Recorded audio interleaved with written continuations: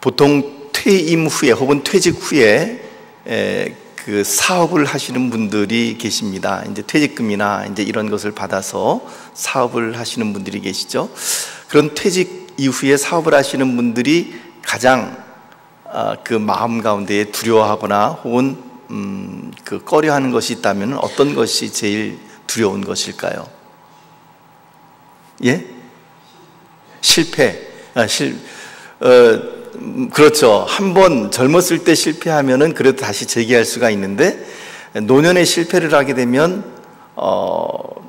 그 거의 다시 재기하기가 참 어렵다라고 하는 그런 말들이 있습니다. 그렇습니다. 퇴직 후에 사업하시는 분들의 두려움은 실패해서 내가 가지고 있는 본전까지 다 까먹으면 어떻게 하나, 그것이 가장 커다란 두려움이죠. 반면에 20대 초반에 젊은이들이 취업을 하든지 혹은 사업을 하는 데 있어서 가장 두려워하는 것은 무엇이겠습니까? 아마도 젊은 사람들의 입장에서는 물론 뭐 다시 넘어져도 난 일어날 수 있어 라고 하는 어떤 그런 힘을 가지고 있겠지만, 아마도 젊은 사람들의 입장에서는 방향에 대해서 굉장히 많이 고민을 할 것 같습니다. 내가 가는 이 방향이 옳은가? 예를 들면 저 같은 경우는 85년도에 그 이제 대학을 졸업하기 전에 취직을 했습니다. 그 당시만 하더라도 물론 그 당시에도 취직하기가 참 힘들다라고 얘기는 했었지만 요즘만큼은 아니었죠. 그러다 보니 그 졸업하기 전에 이제 그 한일합섬이라고 하는 곳에 취직을 하게 되었습니다. 취직을 하는데 그 당시에 저에게는 가장 두려운 것이 혹은 이렇게 걱정되는 것이 무엇이냐면, 뭐 취직이 돼서 좋긴 좋지만 앞으로 10년, 20년, 30년, 40년 후에도 내가 지금 들어가려고 하는 이 업종이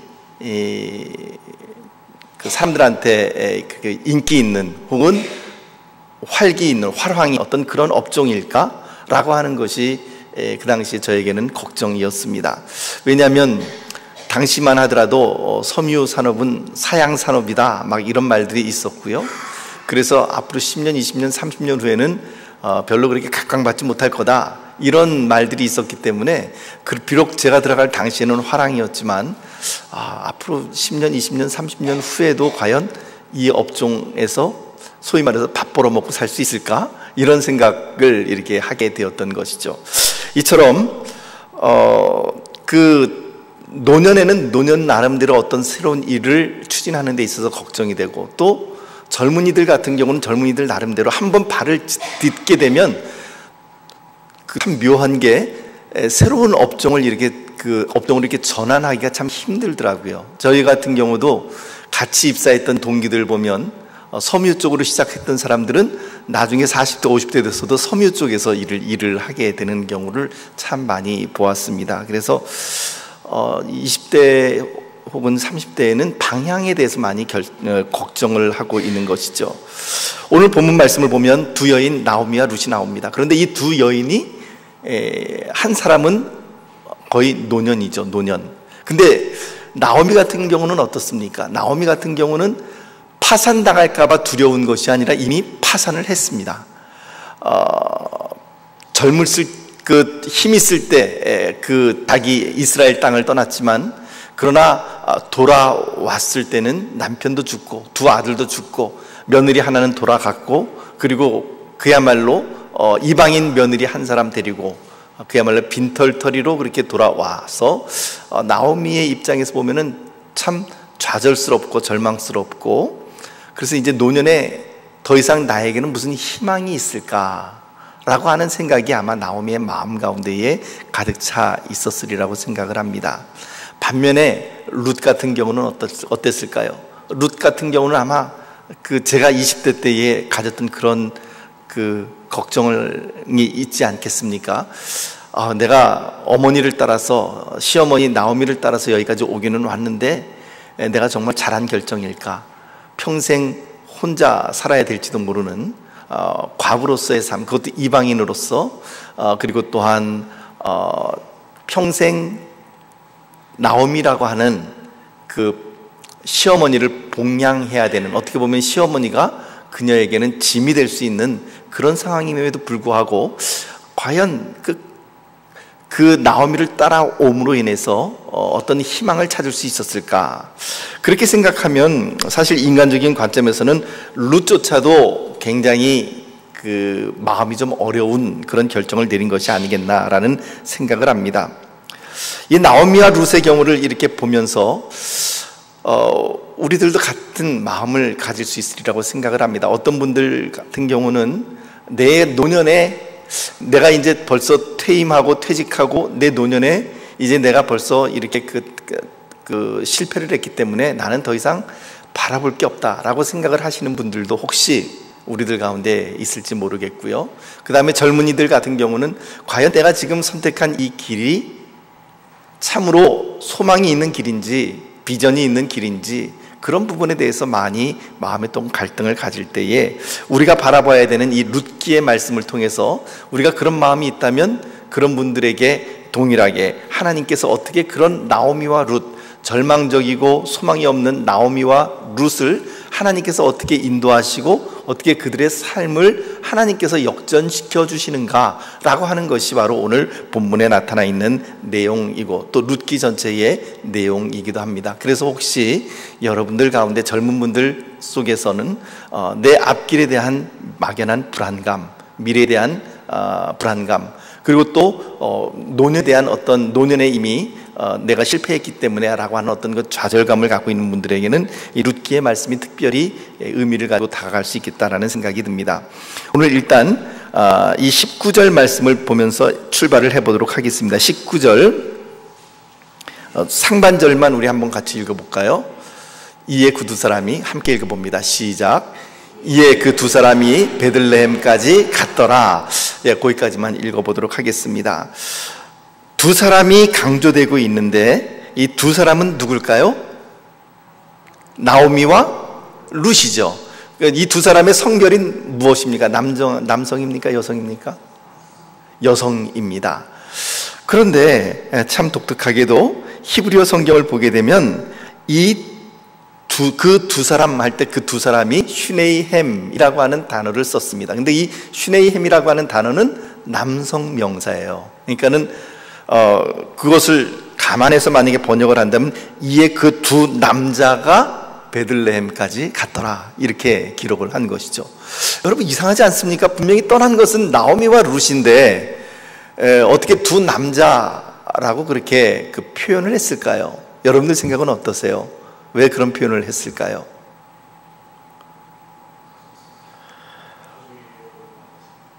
네? 가족의 유업을 받을 사람들, 앞으로 미래에 받을 사람들이었기 때문에, 굉장히 감사한 말씀 고맙습니다. 하지만 지금 여기서 강조하고 있는 것은 이 두 사람에 대해서만 지금 이야기하고 있습니다. 슈네이햄 하면은 그 둘, 보스 오브 댐이죠. 그러니까 그야말로 영어로 하면 보스 오브 댐인데 그 두 사람이죠. 그 두 사람을 남자로 지금 표현하고 있는 이것을 어떻게 우리가 바라봐야 할 것인가 라고 하는 것이죠. 보통 두 여인을 의미할 땐 슈네이헨 이렇게 써야 되는데 남자를 이야기하는 슈네이햄으로 이렇게 표현을 해 놓았습니다.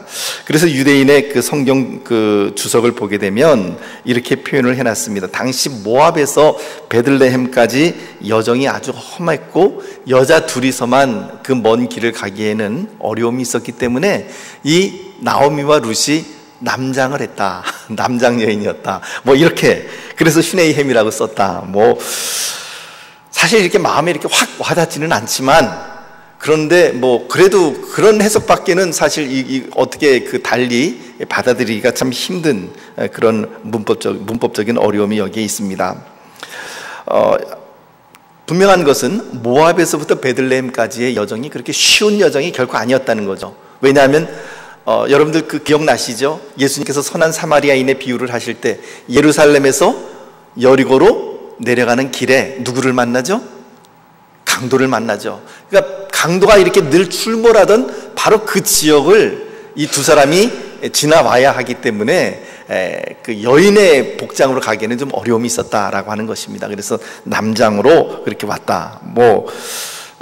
썩 마음에 와닿지는 않지만 유대인들이 그렇게 해석을 해서 한번 그 정도는 그냥 우리가 참고를 해볼 필요는 있겠다라는 생각이 듭니다. 자, 그렇게 해서 드디어 베들레헴 땅을 밟았는데 이곳의 분위기가 굉장히 그 전과는 다른 분위기입니다. 나오미가 베들레헴을 떠날 때는 곡식이 있었나요? 베들레헴 쪽에 곡식이 있었나요? 없었나요? 있었나요? 없었나요? 예, 없었죠. 근데 지금 돌아왔을 때는 곡식이 있는 그런 모습을 볼 수가 있죠. 이것을 우리가 한번 대조를 해보겠습니다. 룻기 1장 1절 말씀을 볼까요? 룻기 1장 1절. 자막을 통해서 우리 같이 한번 읽어봅니다. 시작. 사사들이 치리하던 때에 그 땅에 흉년이 드니라. 유다 베들레헴에 한 사람이 그의 아내와 두 아들을 데리고 모압 지방에 가서 거류하였는데, 자, 그러니까 엘리멜렉과 나오미가 이 베들레헴을 떠날 때는 그 땅에 무엇이 있었다고요? 심각한 흉년이 있어서 곡식이 없었다라고 하는 것입니다. 반면에 1장 22절 말씀 한번 같이 읽어봅니다. 오늘 본문의 마지막 절이죠. 1장 22절 시작. 나오미가 모압 지방에서 그의 며느리 모압 여인 룻과 함께 돌아왔는데 그들이 보리추수 시작할 때에 베들레헴에 이르렀더라. 뭐를 시작할 때요? 보리추수 시작할 때. 그러니까 지금은 베들레헴에 곡식이 있고 양식이 있고 풍년이 들었다라고 하는 것입니다. 떠날 때는 베들레헴은 여러분께서 이미 잘 알고 있는 것처럼 베이트레헴의 그 합성어죠. 그래서 베이트 하게 되면 집이라고 하는 뜻이고, 그 레헴 하면 빵이죠. 그래서 the house of the bread, 빵집이라고 하는 의미를 가지고 있습니다. 그런데 그 빵집에 빵이 없어서 이제 그들이 그곳을 떠났는데, 이제 공교롭게도 엘리멜렉이 죽고 두 아들도 죽고 한 며느리는 떠나고 나오미와 룻 두 여인만이 베들레헴으로 돌아올 그때가 바로 보리추수 시작할 때, 즉 베들레헴은 풍년으로 온통 축제 분위기였다라고 하는 것입니다. 자, 항상 사람은요, 비교를 하면서 이렇게 은연중에 비교를 하기도 하고 비교를 당하기도 합니다. 그런데 비교할 때 다 고만고만한 사람들이 있으면은 비교할 때 그렇게 크게 이렇게 스트레스를 안 받는데, 어떤 경우에 스트레스를 많이 받나요? 비교를 당할 때 한 사람은 썩 잘하고 한 사람은 썩 못할 때. 예를 들면 여러분들께서 늘 잘하듯이, 여러분들께서 혹시 자라날 때 여러분들의 부모님, 그 부모님 세대에서 우리가 들었던 것처럼, 혹은 여러분들이 지금 여러분들의 자녀에게 하는 것처럼, 옆집 철수를 봐라. 옆집 철수는 전교에서 늘 항상 1등을 한다는데 도대체 너는 뭐냐, 이렇게 이야기를 하게 되면 듣는 사람 입장에서는 굉장히 기분 나쁘죠. 저는 진짜 우리 어머니한테 그런 얘기 좀 많이 들었어요. 형님, 사촌 형님 봐라. 그 형님 얼마나 열심히 전교에서 늘 이렇게 난리인데 넌 도대체 뭐하냐, 이제 이런 식으로 얘기를 하면은 막 스트레스를 엄청 받았습니다. 지금 나오미가 베들레헴에 돌아오는 이때가, 지금 보세요. 베들레헴에 돌아올 때 나오미는 지금 모든 것을 다 실패했습니다. 실패하고, 그리고 그야말로 빈털터리가 돼서 들어왔습니다. 그런데 지금 거기에 있는 사람들은 다 어떤 사람들이에요? 지금 풍년가를 부르고 있다는 거죠. 어떻게 보면 풍년가를 부르고 있고 풍성한 음식 가운데서, 그리고 축제를 벌이고 있는 사람들. 그러니까 그 사이에 나오미하고 룻이 들어온다는 것은 굉장히 비교되고 비참해 보이게 되는 것이죠. 17절, 19절 말씀 우리 같이 한번 읽어보도록 하죠. 19절 말씀 처음부터 끝까지 자막을 통해서 같이 읽어봅니다. 시작. 이에 그 두 사람이 베들레헴까지 갔더라. 베들레헴에 이를 때에 온 성읍이 그들로 말미암아 떠들며 이르기를 이가 나오미냐 하는지라. 이 나오미와 룻이 들어오는 것을 보고 온 성읍이 다 어떻게 했다고요? 떠들썩했다고요. 떠들썩해서 지금 그들이 온 성읍이 흔들릴 정도로 떠들었다고 이야기하는 거죠. 여기서 떠들었다라고 하는 이 단어가 훔이라고 하는 단어인데, 그 어디에서, 구약이 어디에서 쓰였냐면은 사무엘상 4장 5절 말씀을 보면, 그 블레셋과의 전투에서 이스라엘 백성들이 패하게 되자 뭐를 가져오라 그러냐면 하나님의 법궤를 가져오라 그럽니다. 그래서 법궤를 메고 누가 갑니까? 그 유명한 엘리 대제사장의 두 망나니 아들 홈니와 비느하스가 그 법궤를 메고 가죠. 그리고 거기에서 법궤를 빼앗기고 홈리와 비나스도 그 전쟁터에서 죽임을 당하게 되었습니다. 그런데 이 법궤가 이스라엘 진영에 들어올 때 온 이스라엘이 큰 소리로 외침에 땅이 울린지라 라고 할 때 동일한 단어를 쓰고 있습니다. 그런가 하면 솔로몬이 기온샘에서 기름 부음을 받고 왕 위에 대관식, 즉 즉위식을 올리고 난 다음에 백성들이 기뻐서 소리를 지를 때 성읍이 진동했다라고 하는데, 바로 그때에도 동일한 이 훔이라고 하는 단어를 썼습니다. 그러니까 이 훔이라고 하는 단어는 어떤 뜻이냐면, 어떤 환성이든지 탄성이든지 혹은 뭐 어떤 함성을 외치거나 큰 소리를 떠들어서 온 성읍이 땅이 흔들흔들 거릴 정도의 그 소동, 그런 것이 바로 이 훔이라고 하는 단어인데, 그 단어가 바로 온 성읍이 나오미와 룻으로 말미암아 떠들며 이르기를 할 때 그 떠들다라고 하는 단어가 동일한 그 단어입니다. 성읍이 흔들흔들 거릴 정도였다라고 하는 것이죠. 나오미와 룻이 베들레헴에서 들어올 때에 그 왜 사람들이 거기에서 그렇게 성읍이 흔들릴 정도로 그렇게 소동을 벌였는가, 그 소동이 왜 그렇게 컸는가라고 하는 것을 한번 보죠. 19절 마지막 문장을 보게 되면 이렇게 기록을 하죠. 한번 맨 마지막 문장만 한번 읽어볼까? 이가, 거기서부터 시작. 이가 나오미냐 하는지라. 여러분, 이 말씀의 의미는 무엇일까요? 이가 나오미냐? 이 말의 의미는 어떤 의미를 가지고 있겠습니까? 나오미라고 이야기를 하는데, 나오미를 전혀 닮지 않아서 나오미냐? 이렇게 물어보는 걸까요? 예, 그렇다고 이렇게 끄떡이시는 분들도 계셨습니다. 어떤 의미일까요? 이가 나오미냐? 예를 들면 제가 이제 이렇게 이 모습 이대로, 혹은 아니면 이렇게 아주 그냥 누더기를 걸치고 제가 살던 고향을 갔습니다. 제가 살던 고향 땅을 갔더니 거기에 있는 아저씨들, 그리고 아주머니들, 그리고 또 같이 놀던 친구들, 그 친구들이 다 저를 보고 이 사람이 정증이냐? 이렇게 얘기를 한다면 도대체 어떤 의미일까요? 그렇죠. 바로 그것입니다. 이 사람이 나오미가 맞아? 나오미가 어떻게 이렇게 될 수 있지? 그 부유했던 나오미, 모든 사람들의 부러움을 한 몸에 받고 살던 그 아름답던 나오미가 맞아? 이 말이 바로 여기 이가 나오미냐? 이 사람이 정말 나오미가 맞아? 이런 말이죠. 미드라시의 표현을 보면, 유대인의 전승인 미드라시의 표현을 보면 이렇게 기록을 합니다. 과거에 그녀는 포장을 두른 마차를 탔는데 지금은 맨발로 걷고 있고, 과거에 그녀는 질 좋은 양털 망토를 두르고 있었으나 지금은 누더기를 걸치고 있으며, 과거에 그녀는 음식과 음료를 늘 풍성히 먹고 마셨으나 지금은 배고픔으로 위축된 모습을 보이고 있다. 이 사람이 나오미일 수 있겠는가? 이것이 바로 미드라시의 묘사입니다. 여러분, 아까 말씀드린 것처럼 이 나오미가 이런 상태로 돌아올 때에 나오미의 심정이 어땠겠습니까? 그 나오미의 심정, 나갔을 때는 성공한 사람, 성공자로 나갔지만 들어올 때는 실패자로 들어왔다는 것이죠. 21절 상반절을 한번 볼까요? 21절 위에서부터 셋째 줄까지만 같이 읽어봅니다. 시작. 내가 풍족하게 나갔더니 여호와께서 내게 비어 돌아오게 하셨느니라. 이 사람들이 이가 나오미가 맞느냐? 라고 이야기를 하면서 이제 그 나오미가 어떻게 이렇게 될 수 있는가? 라고 하는 그런 말을 하자, 나오미가 뭐라고 고백하냐면, 내가 풍족하게, 그 히브리어 성경으로 보면 내가 꽉 차서 나갔는데, 그러나 여호와께서 이제는 내가 완전히 텅 비어서 돌아오게 만드셨다라고 하는 것입니다. 그것이 바로 그 나오미의 고백이죠. 그 유대인의 전승을 잠깐 하나 더 말씀을 드리자면, 그 엘리멜렉, 나오미의 남편인 엘리멜렉은 매우 힘이 있는 사람이었다라고 이야기를 합니다. 그런데 그의 때에 베들레헴에 심각한 흉년이 들었습니다. 그러면 마땅히 힘 있는 사람으로는 어떻게 해야 되느냐 하면, 부유하고 힘 있는 사람으로 그 주변에 힘들고 어려운 사람들을 다 돌봐주어야 될 책임이 그 엘리멜렉에게 있었는데, 이제 이건 유대인들의 미드라시의 해석입니다. 그런데 그 짐을 담당하기 싫어서 베들레헴에서 나와 모압으로 떠나 이주를 했다. 이것이 바로 그 유대인들의 전승의 이야기입니다.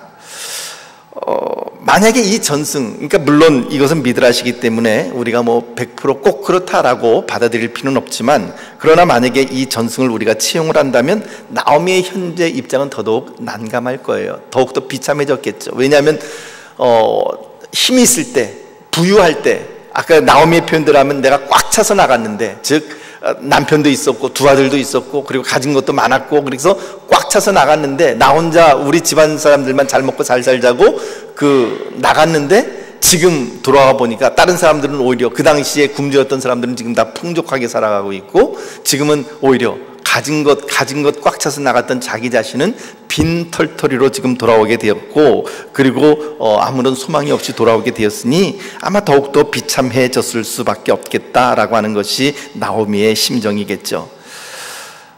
자신은 인생의 패배자요, 인생의 낙오자인데 이제 주변에 있는 다른 베들레헴의 주민들은 성공해서 살만하고 자기만 가난하고 처량한 신세가 되었습니다.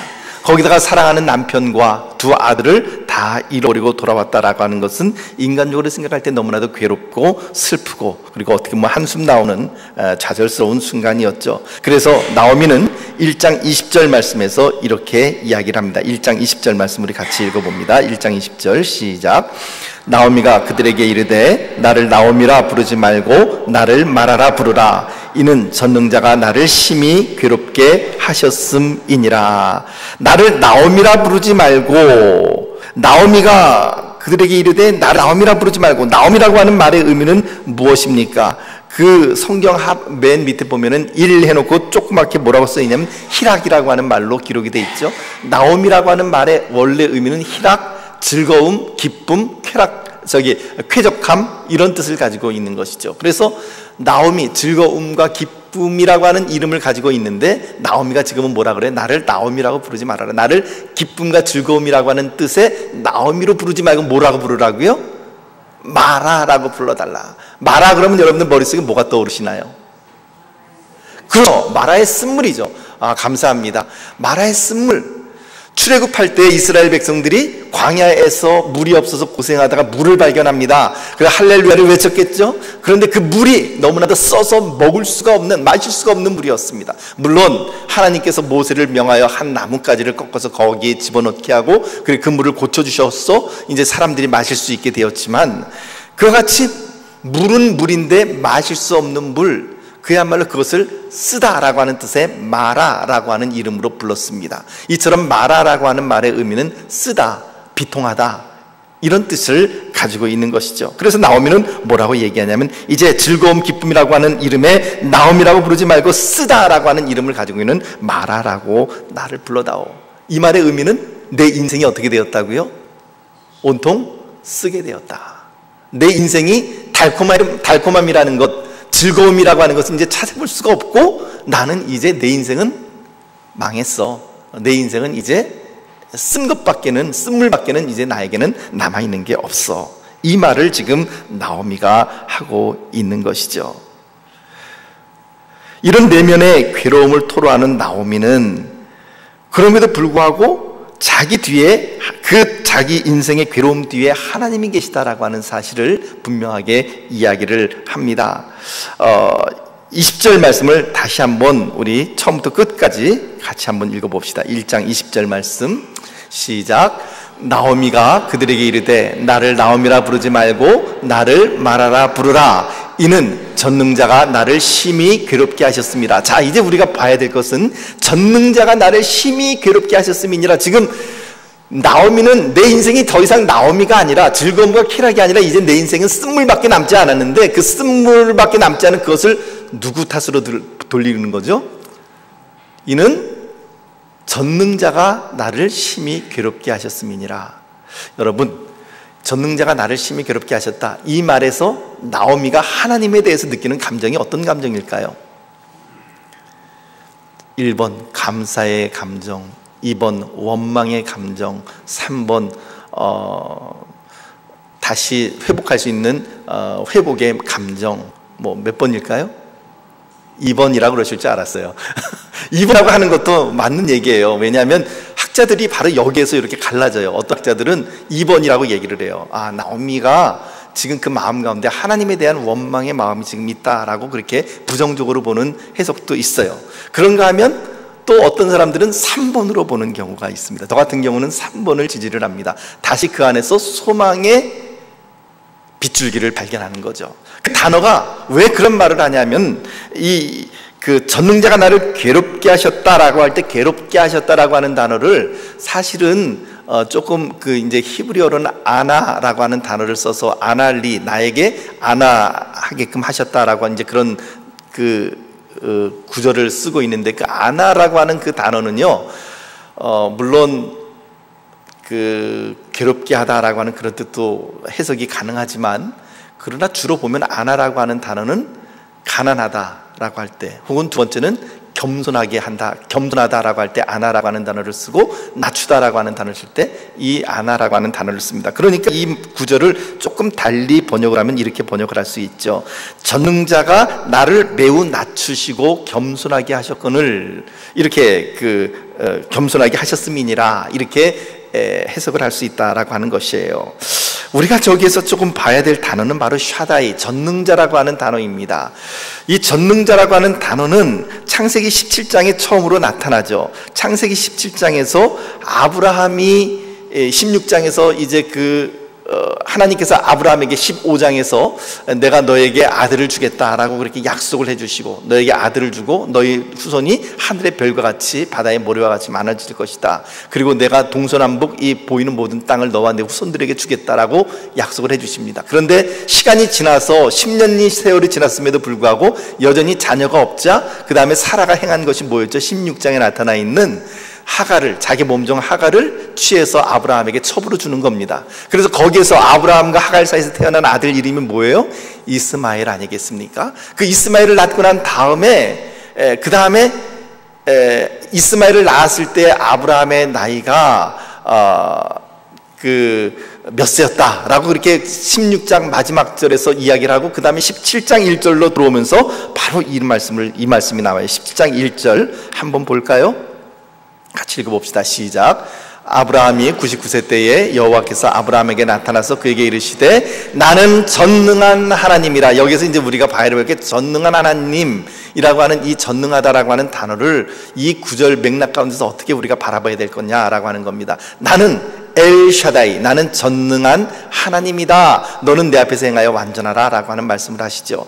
이 말씀이 왜 중요하냐 하면, 하나님께서 왜 17장 1절에서 이 말씀을 하셨느냐 하면, 하나님께서는 아브라함에게 이렇게 말씀하시고 있는 거죠. 사라의 경수가 끊어졌다 할지라도, 네가 아무리 나이가 많다 할지라도, 심지어는 네가 100세가 된다 할지라도 나는 전능한 하나님, 나의 전능함으로 인하여 나는 너에게 언제든지 아들을 줄 수 있는 그 하나님인데, 너는 왜 나의 약속을 믿지 않고 너의 힘으로 이 이스마엘이라고 하는 아들을 낳았느냐라고 하는 것이 바로 하나님께서 아브라함에게 주시는 경책의 말씀인 것이죠.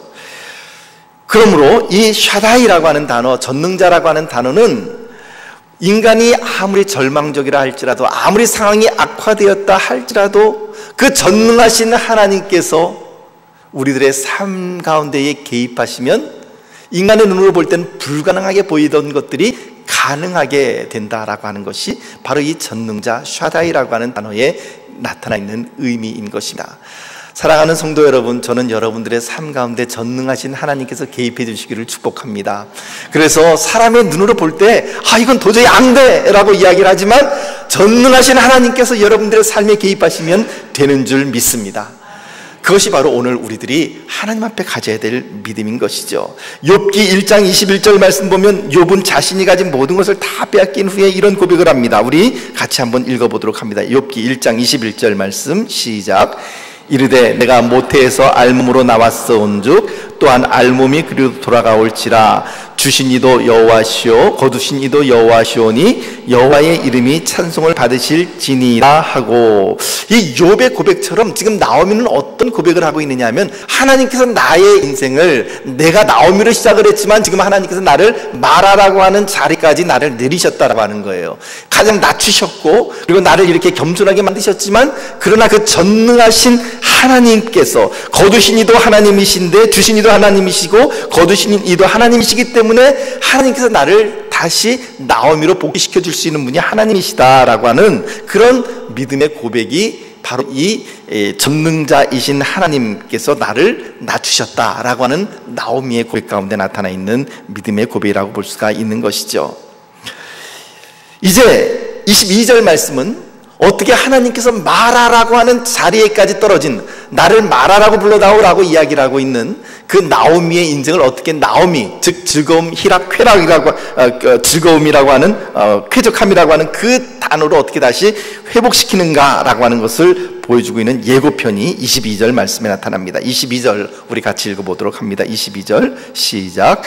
나오미가 모압 지방에서 그의 며느리 모압 여인 룻과 함께 돌아왔는데 그들이 보리추수 시작할 때에 베들레헴에 이르렀더라.